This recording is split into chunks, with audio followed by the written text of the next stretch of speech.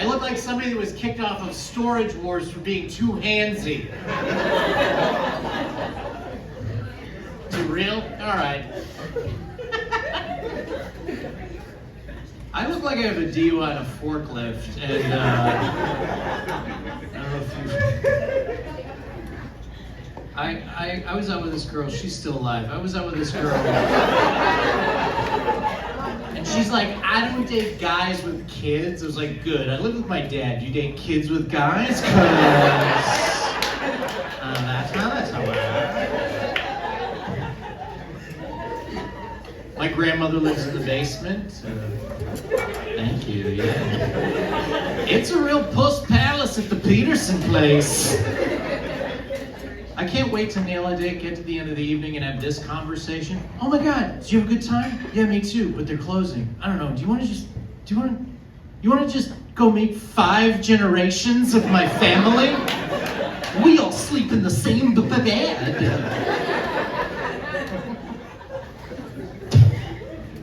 You ever wait till after midnight to go to Wendy's just so you don't go there twice in the same day? That's like the type of energy I have right now.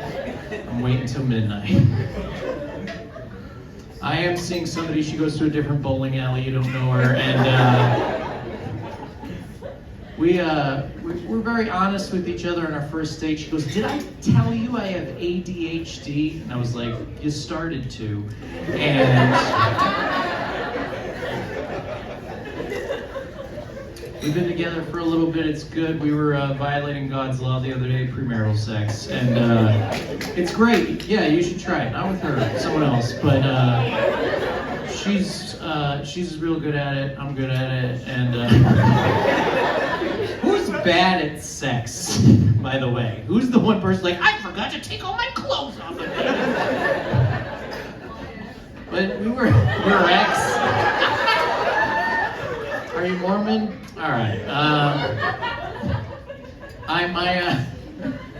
We were doing the deed, and she started the dirty talk, and I would characterize my dirty talk as Kendrick Lamar-esque. It's a lot of just yeah. It's a lot of affirmation, positivity, and agreement.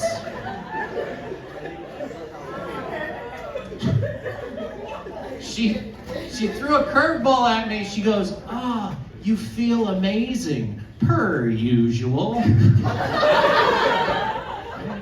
Like sex is a weird improv game. I just gotta yes and whatever's given to me, so I just grabbed her boobs and I'm like, these are incredible, as expected!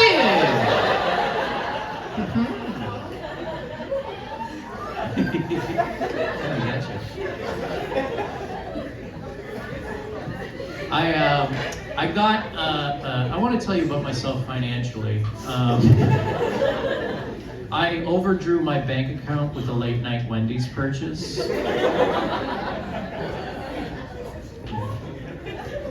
And not to single you out in the front. I want you to, I don't know if the gravity of that last sentence really just hit you as much as it should have, so I want you to listen to me as I rephrase it, making unblinking eye contact. I spent my life savings,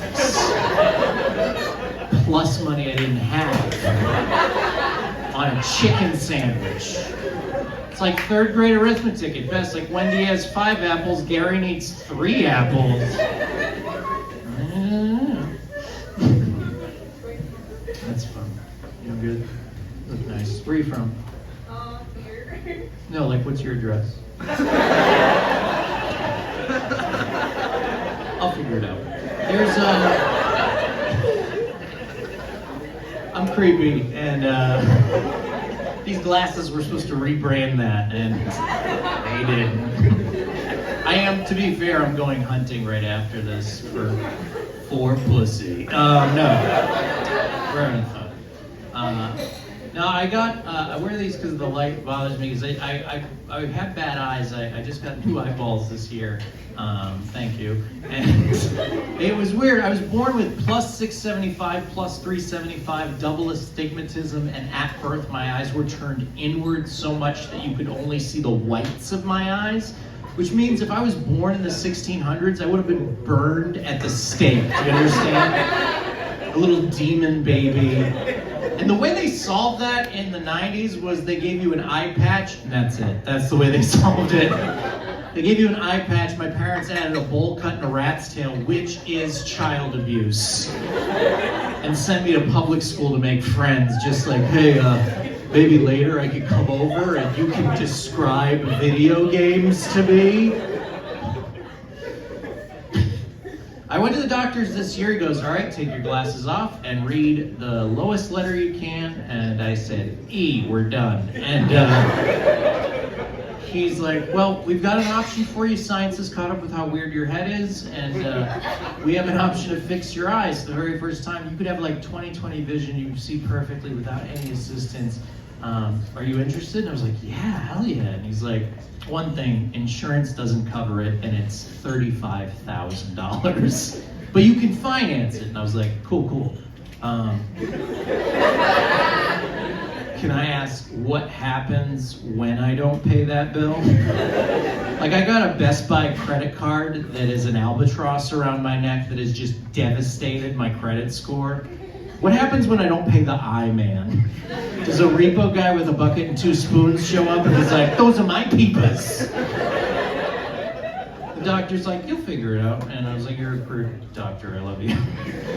So I decided to go for it. The bank doesn't look at anything, so they said yes.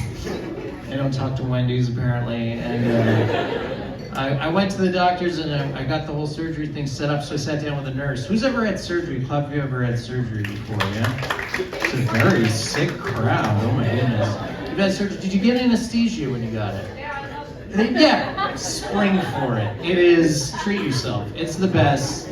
Anesthesia is medically being the most wasted you'll ever be in your entire life. And a whole team takes care of you. It's lovely. But I sat down with the anesthesiologist. This lady comes up, she sits in front of me, she goes, all right, you've had surgeries before? And I was like, yeah, I've had 8 surgeries on my eyes before, 2 more and I get a free dog. And she's like, okay. And she's a lot of fun. And I go, is that a problem? She goes, well, you might have a tolerance to the anesthesia. And I was like, oh, all right. She goes, how do you feel after a couple drinks? And I was like, sad, really sad. Text people I shouldn't call even more. Email, any communication medium, really. And she's like, oh, we're gonna give you something called fentanyl. And I was like, I've only heard good things. What's the worst that can happen? And so she goes, we're gonna start getting things ready. Just if you're squeamish, don't look. And I was like, looking away, envisioning my future, trying to figure out. And I'm like, you know what? Everything's gonna be okay. Life's all right. Things are gonna work out. And then it hit me, and it was just like, everything is beautiful. Everything is beautiful. Spirito Santo, Cristo,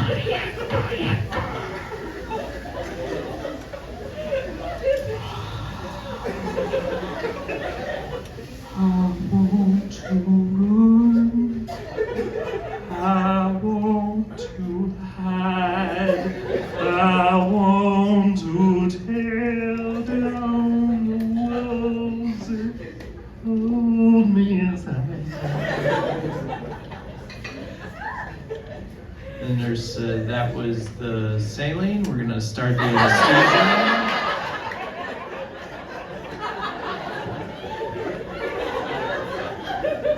Like, are you okay? And I was like, I didn't have a breakfast. She goes, all right. She goes, you got a ride out, getting out here? I go, yeah, my 90-year-old grandfather is driving. Should be somewhat safe. She goes, okay. She goes, count backwards from 10. And I went, it's out. I do not have a tolerance. I suddenly had this thing, I don't know if you had this in surgery, where it's consciousness, but nothing like gross is going on. I just was aware of conversations happening in the room. And this is the one conversation I heard. The doctor entered and he went, all right, we've got Gary here. Let's take a look. Jesus. And then I was out again.